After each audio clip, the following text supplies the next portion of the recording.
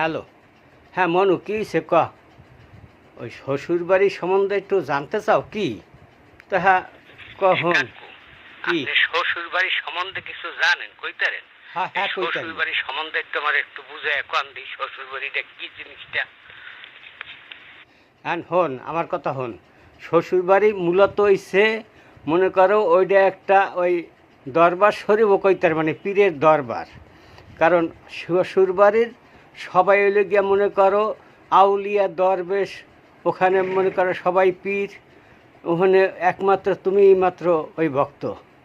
ওই তুমি হ্যাগর কথা ছাড়া যেইটা কবা সেইটাই খারাপ। কারণ ওখানে একমাত্র তুমি শয়তান, হারাইলে সব আউলিয়া দরবেশ। ওখানে কোনো রকমের ভুল বেয়াদবি করণ যাইব না, তাইলে আর ওইখানে তোমার কোনো স্থান তুমি পাবা না। আর যদি এখন মন মতো চলতে পারো, তাইলে মনে করো আল্লাহর রহমতে তুমি ওখান থেকে দোয়া কালাম কিছু, মানে কিছু আশীর্বাদও পাবা, কিছু বৎসর শেষে কিছু ওই দান সদ্গাও পাবা। ওই এরপরে মনে করো ভালো মন্দ কিছু খাইতেও পারবা, কিছুদিন বেড়াইতেও পারবা। মনের মতো যদি না চলতারো, তাহলে মাঝে মাঝে হ্যাগো মাইয়া তোমার পিছে দেবী দিতেও পারবে। হেডাও হ্যাগো জড়াইতে আছে। কথা কি কইছি মনু, বুঝছো? আচ্ছা ঠিক আছে, পরবর্তীতে কিছু জানা থাকলে কইও।